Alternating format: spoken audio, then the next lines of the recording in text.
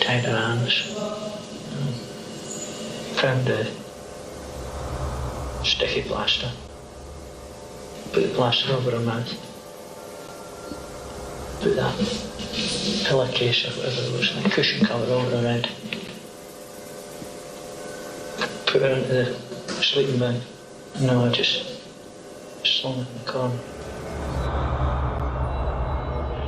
On August 12, 1981, at 1:40 p.m., a bright-eyed 9-year-old named Jennifer Carty waved goodbye to her mom as she hopped on her bike to visit a friend just down the road. Her mom set the watch carefully, reminding her to be home by 4:30 p.m. But as the sun began to set that day, Jennifer never returned home. When her dad Andy came back from running errands, he noticed something was very wrong. His wife Pat stood at the back door with worry etched across her face. "Jennifer never came home," she said. And in that moment, Andy felt his heart drop. At first, he thought maybe Jennifer was just having too much fun with her friends. After all, she was a good girl who always followed the rules. But when they checked Jennifer's friend's house and found out she hadn't arrived there either, panic started to creep in. They rushed around the neighborhood asking other friends if they had seen her, but no one had any news. The clock ticked on, and fear began to settle in their hearts like a dark cloud. They quickly called the police for help.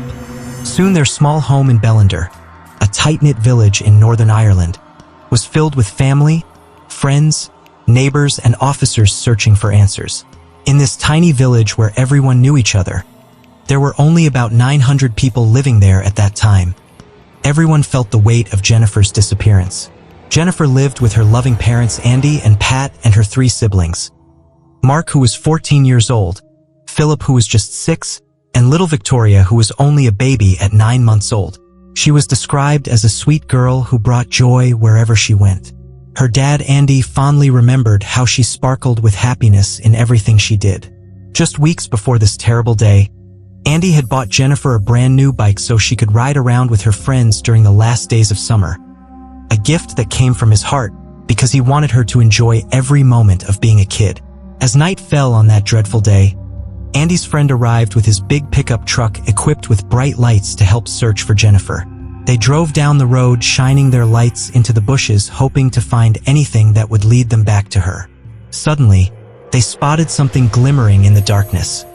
A reflection that made their hearts race with hope, but also fear. What would they find? Would it be Jennifer?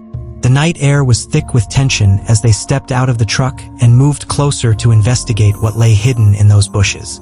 As they approached the eerie reflection in the bushes, dread filled the air. It was Jennifer's bike, lying there abandoned, covered in leaves and branches. The sight sent chills down Andy's spine. He knew something terrible had happened. His heart sank as he recalled warning Jennifer about accepting rides from strangers. "I told her many times not to get into a car," he said, his voice trembling. "She always laughed and said, 'Don't be silly.' There's no way I would get into a car, so if she did, it means she was forced." By 1 a.m. on August 13th, a massive search effort began. The police, local volunteers, family, and friends all came together, united by a desperate hope to find Jennifer. The whole community of Bellender rallied. Businesses even paused their operations for days so everyone could join in the hunt. Neighbors and farmers joined hands with thousands of others, all searching tirelessly. The army, which had a strong presence in Northern Ireland at that time, stepped in too. They brought in personnel, vehicles, and helicopters to assist in the search. Divers plunged into lakes while loudspeakers blared through the streets, asking everyone, "Have you seen Jennifer Carty?" Roads were blocked off, and motorists were questioned as part of this extensive search effort. But despite all these brave attempts to find her, there were no signs of Jennifer, no clues or leads to follow. The images of so many people coming together for this little girl and her family are haunting. The community showed incredible strength and compassion as they searched for Jennifer. Her family made heartfelt pleas to the public. "Nobody knows what it's like to lose your own daughter. Just give her back to us. That's all we want. We don't care about punishments. We just want our daughter back." Each day without news brought a flicker of hope. Yet with every sunset, that hope seemed to dim. On August 18th, 6 agonizing days after Jennifer vanished, 2 men headed to McKee's Dam for a duck shooting trip. As they walked near the dam, they noticed something floating that looked like a coat. Knowing about Jennifer's disappearance, they rushed to inform the police. When officers arrived and investigated further, their hearts shattered as they discovered it was Jennifer's lifeless body. Andy bravely went to the morgue to identify her body alone. He wanted to spare Pat the trauma of that moment. As he unzipped the body bag, he saw signs that she had been in the water for 6 long days. At first, he struggled to recognize her. But when they fully opened the bag and he saw her shoes, the very ones she wore when she left home, his heart broke completely. He collapsed under the weight of his grief. At Jennifer's funeral, Reverend William Bay delivered a touching tribute. She was a lively and bright little girl, very well-mannered and behaved. She seemed like an ideal daughter and was truly a gem of a person. The funeral procession was heart-wrenching. Hundreds from the community gathered to pay their respects. The sight of such a tiny coffin left everyone speechless and filled with sorrow. The investigation kicked off immediately after this tragic discovery. An autopsy revealed that Jennifer had drowned but also showed signs of strangulation and sexual abuse, a horrifying truth that shattered her family and community. The clock had stopped at 5:40 p.m. on August 12th, the exact moment when Jennifer was believed to have been placed into McKee's Dam. Her mother, Pat, had set that watch before Jennifer left home at 1:40 p.m., so they had a clear timeline of events. But despite knowing this, the police were left with no leads, no evidence, and no suspects. They stopped every car that passed by the dam, asking drivers if they had seen anything unusual on that fateful day. But their efforts yielded nothing new. With so much chaos happening across the country at the time, the police were stretched thin. New cases were piling up, and without any solid evidence in Jennifer's case, it began to grow cold. Meanwhile, in the UK, a series of similar abductions was taking place. Authorities feared they were dealing with a serial killer. On July 30th, 1982, tragedy struck again when 11-year-old Susan Maxwell was abducted from her home in Cornhill-on-Tweed, right on the border between England and Scotland. Susan lived with her parents, Liz and Forbes Maxwell, who were both journalists.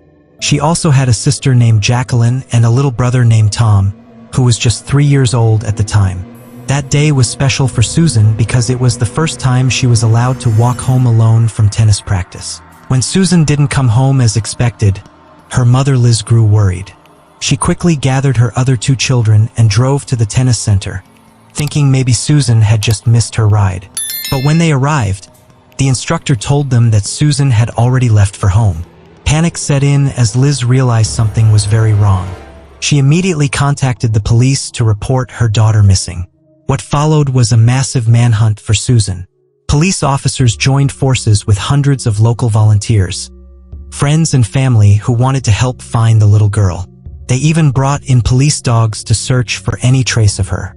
Knowing how crucial media coverage could be, Liz and Forbes held a press conference pleading for anyone with information to come forward. "We would give anything we have just to have her back," Liz cried out.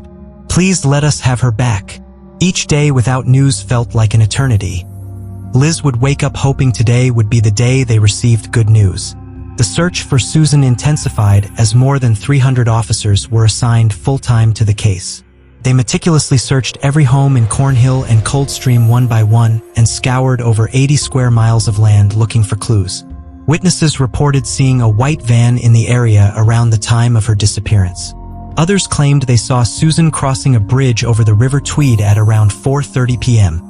Shortly after that sighting, a van drove by, and then she vanished.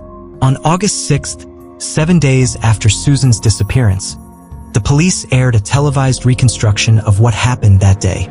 A 12-year-old girl dressed like Susan carried a tennis racket and ball as she crossed the same bridge in an effort to jog memories of anyone who might have seen something. As time went on, desperation grew.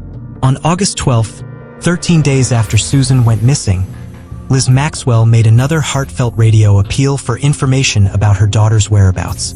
Tragically, as she spoke on air, Susan's body was discovered by a lorry driver parked off a main road in Uttoxeter, Staffordshire, about 250 miles from where she had been taken.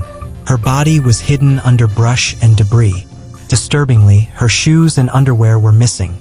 Her underwear had been folded neatly and placed under her head, a sign of horrific abuse. Due to how decomposed her body was, investigators couldn't determine an exact cause of death, but believed she had died shortly after being abducted. They knew she had been bound and gagged. After the heartbreaking discovery of Susan Maxwell's body, 50 officers were sent to scour the area where she was found, searching for any clues, perhaps her tennis racket or anything else that could lead them to her abductor. But there was nothing. The investigation faced a daunting challenge due to the lack of forensic evidence, which made it incredibly difficult to piece together what had happened. Compounding the issue was the vast distance between where Susan was abducted and where her body was discovered. 3 separate police forces were involved in the case: Lothian and Borders, Umbria, and Staffordshire. While having multiple teams might sound helpful, it actually complicated matters. At that time, they relied on outdated methods for investigations, using index cards to track leads and information. Nothing had been updated in over 100 years. There was no computerized system in place. They were literally writing everything down on cards and filing them away. This made collaboration between the different police forces a real struggle. Then, on July 8, 1983, tragedy struck again when 5-year-old Caroline Hogg was abducted. It was a warm, sunny day, and Caroline had just spent the afternoon at a friend's party. She lived with her parents, Annette and John Hogg, on Beach Lane in Portobello, Edinburgh, just a short walk from the promenade. Excited to play outside a little longer, Caroline told her parents she would head to the promenade and promised to return soon. However, when 7:15 p.m. came around and Caroline hadn't returned home, Annette went out to call for her but couldn't find her anywhere. Panic set in when they encountered a little boy who claimed he had seen Caroline with an older man. Without wasting any time, Annette and John contacted the police to report their daughter missing. A massive search effort began immediately. The press conference held by Caroline's parents was heart-wrenching.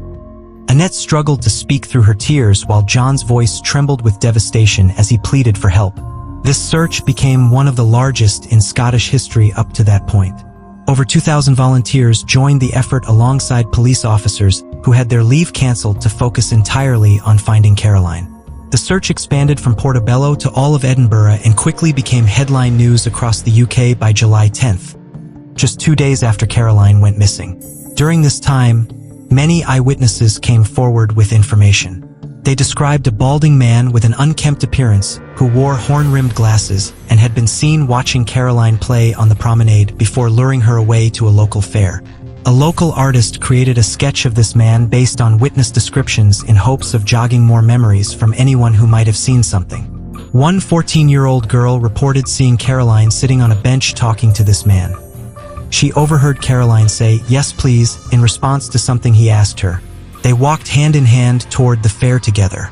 At the fairground, witnesses saw this man pay for Caroline to ride on a carousel while he watched her from nearby.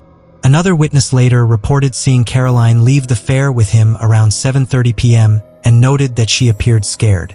Given this alarming description and the clear evidence of abduction, police began investigating known sex offenders in Portobello who fit the profile of this man.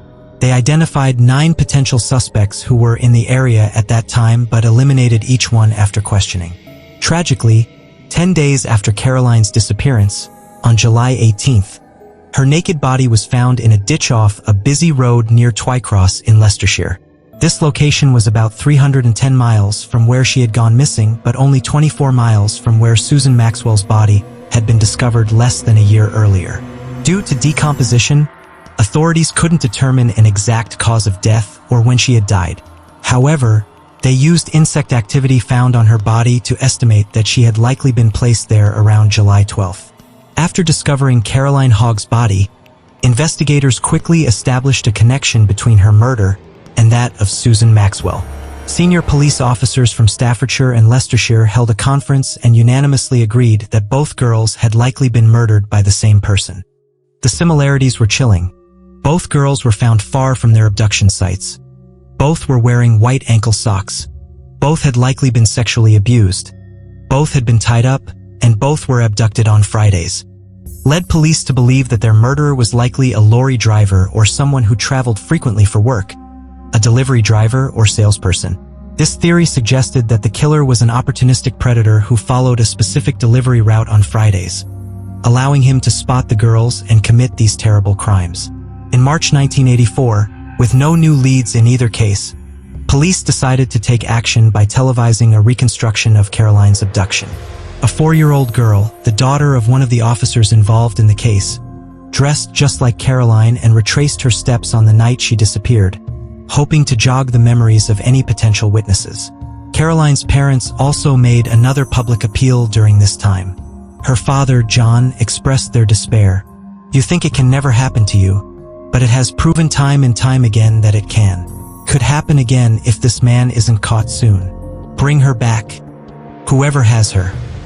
If anybody knows anything at all, please let the police know." As these two cases became linked, for police forces were now working on them simultaneously.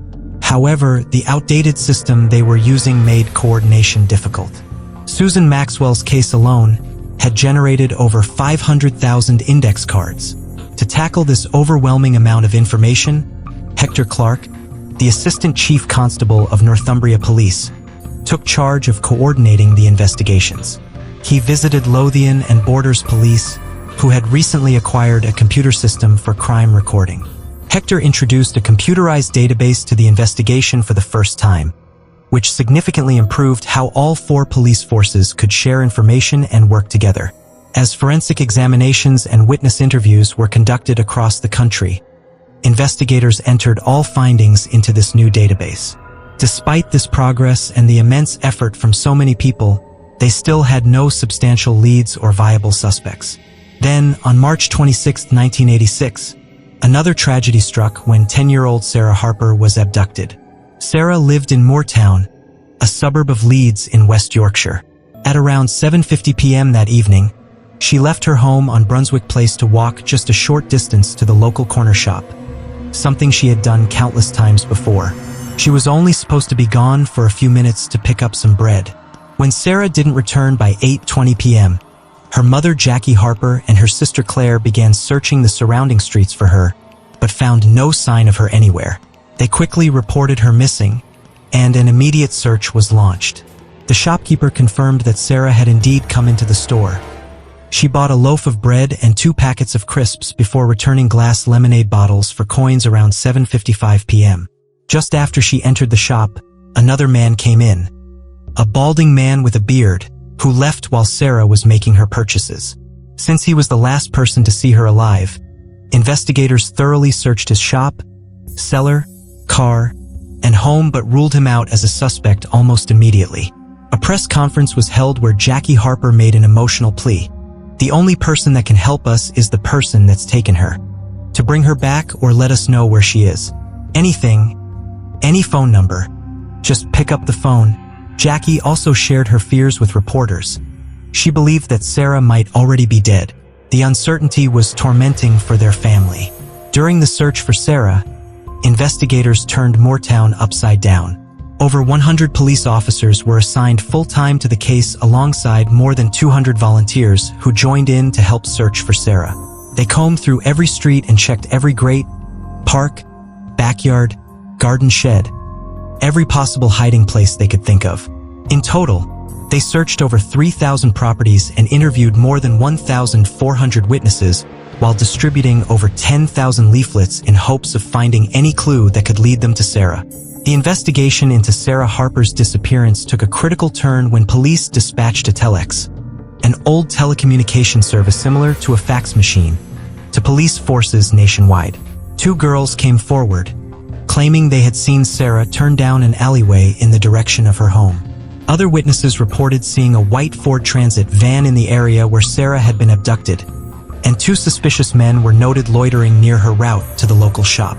On April 19, 1986, a man discovered Sarah's body floating in the River Trent, about 70 miles away from where she had been taken in Morley.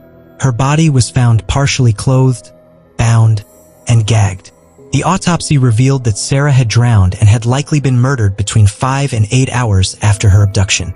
She had been in the water for approximately 3 weeks, showing bruises all over her body and injuries to her head, indicating she had been rendered unconscious before being thrown into the river. Disturbingly, it was also determined that she had suffered sexual abuse severe enough to cause internal injuries. After Sarah's body was found, another male witness came forward with crucial information. He reported seeing a white van with a stocky, balding man standing by the passenger door at 9:15 p.m. on the day of Sarah's abduction, near the River Soar, an area that flows into the Trent where her body was discovered. This sighting aligned with previous reports of a balding man and a white van in Morley, suggesting it was likely the same individual who killed Sarah. Investigators theorized that he had placed her body into the River Soar, which then carried it downstream into the Trent. In light of this evidence, police began questioning staff and motorists at service stations along the M1 motorway between Morley and Nottinghamshire. Staff at one location recalled seeing a white transit van on March 26 that seemed out of place but could not provide a description of the driver. Initially, there was some debate about whether Sarah Harper's case was connected to those of Susan Maxwell and Caroline Hogg. However, by November 1986, all 3 cases were officially linked, leading to 6 police forces working together to solve these connected cases. It became increasingly clear that a serial killer was on the loose in the UK. Over the next 4 years of investigation, authorities collected an astounding 22 tons of material and evidence. They questioned over 187,000 witnesses and took 60,000 statements while searching through 250,000 vehicles and interviewing their owners. Despite all this effort, they still lacked any significant forensic evidence. It wouldn't be until July 14, 1990, that a major breakthrough occurred. In Stowe, Scotland, a 53-year-old man named David Herkes was mowing his lawn when he noticed his neighbor's 6-year-old daughter walking down the street. Suddenly, a white van pulled up in front of her path. As she walked past it and disappeared behind the van, it drove away. David sensed something was wrong immediately and rushed next door to inform the girl's mother. The mother quickly contacted the police, who arrived within 6 minutes to gather statements from witnesses. David managed to memorize the registration number of the suspicious van and relayed this information to officers just as that same white van drove back down the street from where it had come earlier. As David Herkes watched the white van drive back down the street, he realized with a jolt, "Oh my God, that's the van. That's the same registration." The police sprang into action, rushing out onto the street to stop the vehicle. They pulled the driver out and began searching the van. At first glance, the back of the van appeared empty, just a pile of rags. But as an officer took a closer look, he noticed that the pile was moving. To his horror, he discovered a girl inside. A young girl zipped up in a sleeping bag with a cushion cover tied around her head. She had been bound and gagged. If they had arrived just moments later, it could have been too late. She might have suffocated and died. The officers managed to rescue her just in time. What made this situation even more shocking was that the officer who found her was actually her father. How he maintained his composure in such a heart-stopping moment is beyond comprehension. The man driving the van was arrested on the spot. His name was Robert Black, a 43-year-old Scottish delivery driver. As he was taken in for questioning, he claimed, "It was a rush of blood to the head. I've always liked little girls since I was a lad. I tied her up because I wanted to keep her until I dropped off a parcel." This was clearly a lie. He had no intention of letting her go.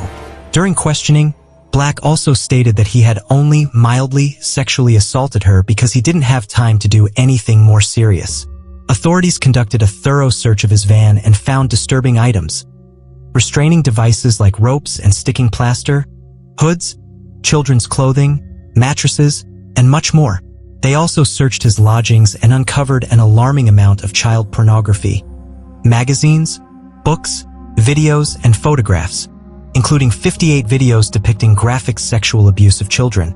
Among his possessions were various items of children's clothing and several pairs of spectacles. On August 10, 1990, just weeks after his arrest, Robert Black stood trial for the abduction of the young girl in Stowe.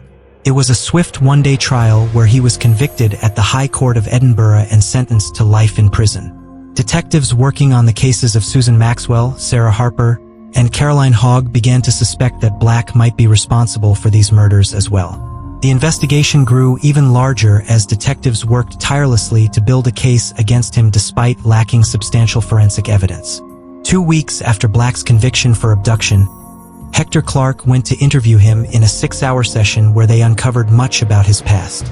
Robert Black was born on April 21, 1947, in Gorth in Scotland to Jesse Hunter Black and an unknown father.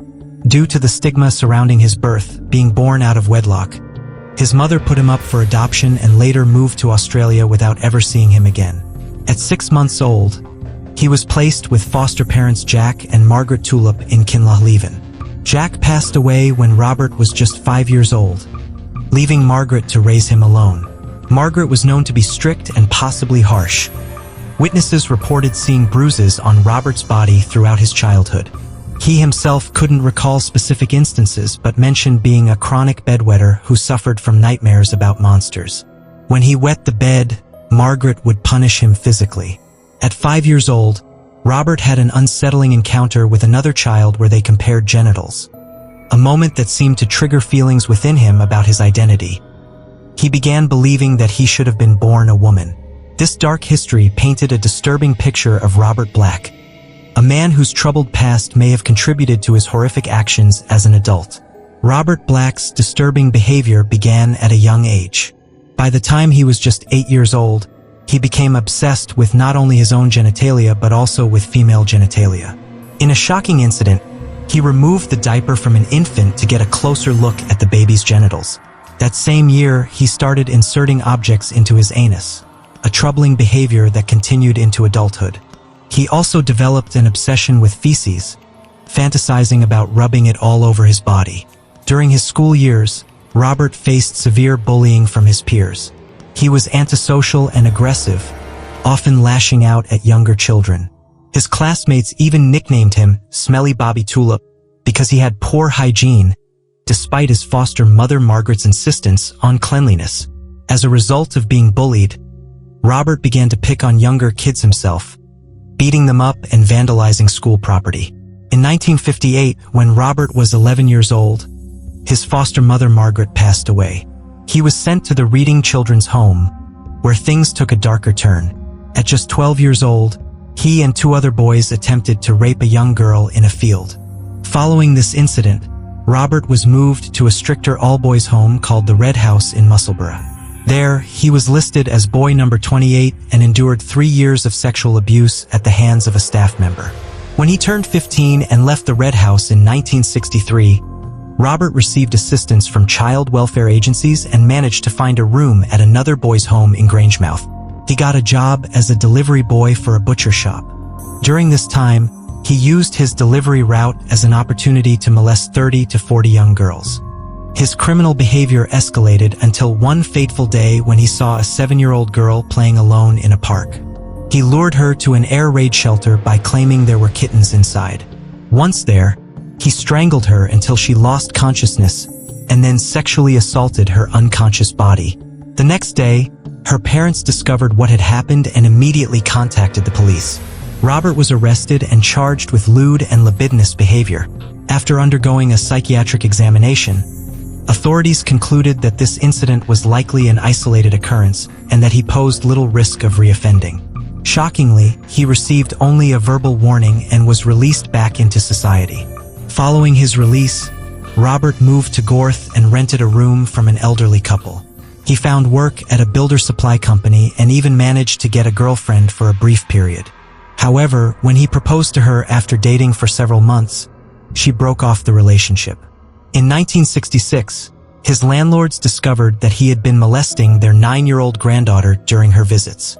Rather than report him to the police, fearing further trauma for the girl, they chose to evict him instead. Shortly after losing his home and job, Robert returned to Kinlochleven and rented a room from another couple who had a 6-year-old daughter. Within a year, they reported him to the police for repeatedly molesting their daughter. In 1967, Robert pleaded guilty to 3 counts of indecent assault and received a 1-year sentence in a youth detention center. After serving 6 months of that sentence, he moved to London in September 1968 and settled near King's Cross Station. For the next 2 years in London, Robert held various jobs, including one as a lifeguard at a swimming pool in Hornsey. However, he was fired from this position after molesting one of the young girls who used the pool, yet again without any charges being brought against him. After moving to London, Robert Black's dark path took an even more sinister turn. He began collecting child pornography and taking photographs of young girls, primarily between the ages of 8 and 12. In a deeply disturbing development, he also started dressing in girls' clothing. In 1972, he rented an attic room from a Scottish couple, Edward and Kathy Rayon. They described him as a fine tenant, somewhat reclusive but without any issues aside from his poor hygiene. He lived with them until his arrest in 1990. In the mid-1970s, Robert purchased a white Ford van, which allowed him to work as a driver, a job he was obsessed with. It provided him the perfect cover to scout for young girls, similar to when he had worked as a delivery boy for a butcher. In 1976, he secured a full-time position as a delivery driver for a company called Poster Dispatch and Storage, continuing in that role until his eventual arrest. The investigation into Robert Black for the murders of Susan Maxwell, Sarah Harper, and Caroline Hogg was extensive and complex. Since the case relied heavily on circumstantial evidence, detectives needed to build a solid case against him without any forensic proof linking him directly to the crimes. They meticulously examined his receipts, delivery routes, wages, and the dates he was in specific locations to confirm his presence at the times of the abductions and murders. Fortunately for investigators, Black's employer kept detailed records. They obtained his wage information, delivery route details, and petrol card receipts, which documented every fuel purchase for his van. By connecting these elements, they were able to place Robert Black in Portobello, Coldstream, and Morley at the relevant times of each crime. They also pinpointed him at the locations where the victims' bodies had been dumped. Detective Inspector Roger A., who worked at the Portobello police station, described Black as a heat-seeking missile, always on the lookout for young girls. When he locked onto a target, he said, "That was it. Whether working or not, Black was fixated on young female children." By December 1990, investigators felt they had enough circumstantial evidence to take him to trial. They believed they could prove beyond a reasonable doubt that he was responsible for each of these murders based solely on circumstantial evidence. However, many pretrial hearings were necessary due to this reliance on circumstantial evidence. Finally, on April 13, 1994, Robert Black's trial began for the murders of Susan Maxwell, Caroline Hogg, and Sarah Harper. He faced 10 charges, 3 counts of kidnapping, 3 counts of murder, attempted kidnapping, and preventing the lawful burial of a body. Black pleaded not guilty to all charges. During the trial, the prosecution presented similar fact evidence, linking these 3 cases by demonstrating that they shared enough similarities to suggest they were committed by the same person. They highlighted all the connections between the murders and provided evidence of Black's attempted kidnapping of another girl named Teresa Thornhill in 1988. On April 23rd of that year, Teresa had been walking down the street when she was grabbed from behind by a man, Robert Black. Thankfully, she fought back and managed to escape. When she got home, she described her attacker as a balding man in his late 40s who looked dirty. Although Teresa was grateful to have escaped physically unharmed, she struggled with survivor's guilt, wondering why she had been lucky enough to get away while others had not. As the trial progressed towards its conclusion, tension filled the courtroom during jury deliberations. The first verdict would be crucial. If they found him not guilty on any charge, it could jeopardize all other charges due to their reliance on similar fact evidence. On May 19, 1994, after much anticipation and anxiety in the courtroom, the jury returned with their verdict.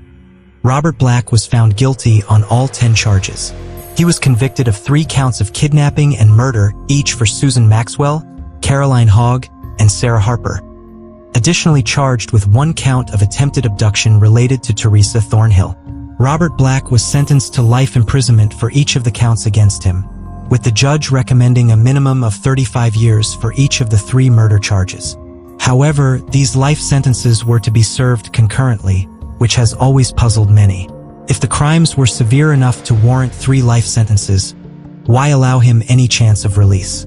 It seemed clear that there was no hope for rehabilitation for someone like Black. He posed a continual threat to society. As he was being taken out of the courtroom, he passed by the officers who had worked hard to bring him to justice. Looking up at them, he casually remarked, "Well done, boys," before lowering his head and continuing down the stairs. He was then transported to Wakefield Prison. At this time, the case of Jennifer Carty had not yet been linked to Robert Black. It wasn't until 2002 that Detective Chief Inspector Raymond Murray reopened the investigation into Jennifer's murder. He had just been promoted from inspector that year when this cold case came to his attention, 21 years after Jennifer's tragic death. Unfortunately, much of the evidence from her case had been lost in an IRA bombing in 1992, which destroyed the Northern Ireland Forensic Science Lab. Detective Murray requested every piece of evidence from the Robert Black investigation across the UK. This was a monumental task, as it involved an 8-year investigation conducted by 6 different police forces. The evidence had to be transported in an articulated lorry and required an entire room set aside just for its storage. The evidence arrived in large plastic tubs, each labeled and filled with documents and materials from the investigation. The detectives meticulously went through these boxes one by one, searching for anything that could prove Robert Black was in Northern Ireland on August 12, 1981, the day Jennifer disappeared. The process was fascinating and showcased impressive police work similar to how they had previously linked Black to other cases involving Susan Maxwell, Caroline Hogg, and Sarah Harper. They began by examining his invoices, petrol receipts, delivery runs, and wage records. Through this analysis, they determined that Robert Black had completed an island delivery run during the week of August 12, 1981. His employer, PDS, Poster Dispatch and Storage, paid drivers a weekly wage along with bonuses based on their runs. Robert received a £50 bonus that week, indicating he had indeed done the island run. To confirm that he was specifically in Northern Ireland at that time, investigators looked into regulations from 1981 regarding crossing the border into the Republic of Ireland. They discovered that drivers needed what was called green flag insurance to operate a van there. Robert did not have this insurance, meaning he could only have been working within Northern Ireland. Further investigation revealed that drivers on this particular route would pass through key areas like Belfast, Dungannon, and Newry. On their trip to Newry, detectives found a new witness, a man who owned a family-run poster business and still retained all his receipts and documents from 1981. From these records, they discovered that this specific poster shop had received a delivery on August 12, 1981. Crucially, they were able to determine that Robert Black was the only person who could have made that delivery due to his connection with PDS and the specific campaign they were running at that time. Through Black's personal receipts, they established that on the night of August 11, 1981, he boarded a ferry in his van from Liverpool to Belfast, arriving at 7 a.m. on August 12. Once off the ferry, Black began his delivery route through Northern Ireland, starting in Belfast and making his way through Dunmurry and past McKee's Dam to Newry. He completed his deliveries by 11:30 a.m., and with his ferry back to Liverpool not scheduled until 9:15 p.m., he had several hours of free time, around 9 to 10 hours. This time allowed him to explore back streets and small towns along his route. At approximately 1:40 p.m. on August 12, 1981, he drove past Jennifer Carty as she rode her bike to her friend's house. By this point, investigators had gathered enough circumstantial evidence to strongly suggest that he was responsible for Jennifer's abduction and murder. However, they wanted to secure a confession from him. It took over a year for detectives to prepare for this crucial interview. They carefully selected their team, which included one male and one female interviewer, Pamela Simpson, who was particularly skilled at eliciting confessions. The interview began on May 16, 2005, and spanned 3 days, requiring 21 separate audio tapes to record their discussions. At the start of the interview, Pamela addressed Robert directly. "There are a number of issues we would like to talk about. Are you happy enough with that?"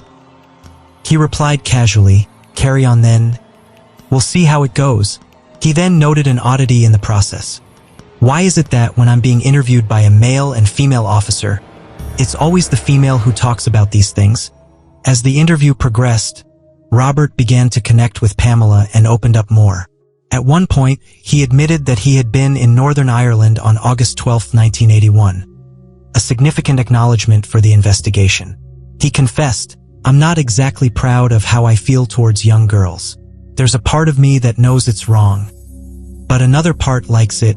The interviewers pressed him about his fantasies regarding young girls and what his ideal abduction scenario would look like. He described a narrow road leading downhill to a house set back from the road, a description eerily similar to the location where Jennifer had been abducted. As he recounted this fantasy, detectives realized he was reliving Jennifer's abduction moment by moment. Detective Inspector Roger A., who had interviewed Black after an attempted abduction of another girl in Stowe, noted how unsettling Black was during interviews. He would engage eye contact but then suddenly drop his gaze whenever there was any mention of murder or killing. On December 16, 2009, Robert Black was formally charged with the murder of Jennifer Carty. His trial began on September 22, 2011. Jennifer's parents attended every day of the 6-week trial as evidence was presented regarding her case and all other related cases against Black. The prosecution laid out all the evidence collected over the years, from Jennifer's case to previous convictions against Black. They even played recordings from his interviews with detectives during the trial.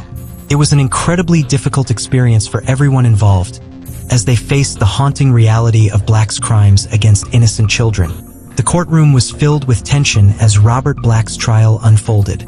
For Jennifer Carty's parents, the hardest part was listening to the details of what he had done to their daughter. As they sat through the recordings of his interviews, they were confronted with the horrifying reality of how he described his actions.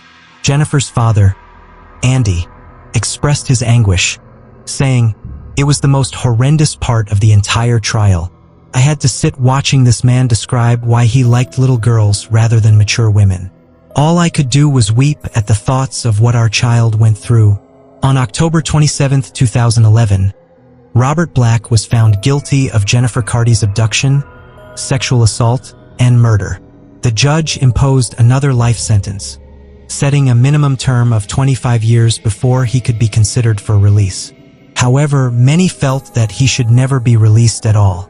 The idea that he might ever walk free was unfathomable to those who understood the extent of his crimes. After the verdict was read, Andy and the Carty family faced the press. He said, "We have had to endure and listen to how Robert Black kidnapped and sexually abused our daughter and our children's sister. It has been absolutely horrendous. We heard things that were not even in our imagination." He reflected on how they had avoided thinking about Jennifer's last moments for so long, only to be confronted with the brutal reality during the trial. Andy continued, "Robert Black stole the life of our daughter Jennifer, but he didn't steal our lives as a family. We've lived a happy, prosperous life, but we miss Jennifer every single day." He later recounted a touching moment after speaking to the press, when he thanked the court clerk for her support. She told him it was the first time she had seen everyone in the courtroom: prosecution, defense, jury, and police, crying together due to the overwhelming emotions surrounding the case. Detective Raymond Murray, who had worked tirelessly on solving Jennifer's case, noted that one positive aspect of this ordeal was meeting the Carty family. He admired how they managed to remain loving and united despite enduring such profound horror. On January 12, 2016, Robert Black died from a heart attack while moving cells in Magaberry Prison in Northern Ireland at the age of 68. Many felt it was unfortunate that he did not suffer longer in prison for his crimes. Following his death, an inquest was held to find any family members who might want his remains. However, no one came forward. Ultimately, police cremated him and scattered his ashes at sea. This case is one of the most horrific stories ever told, a heavy burden for those who have had to process its details.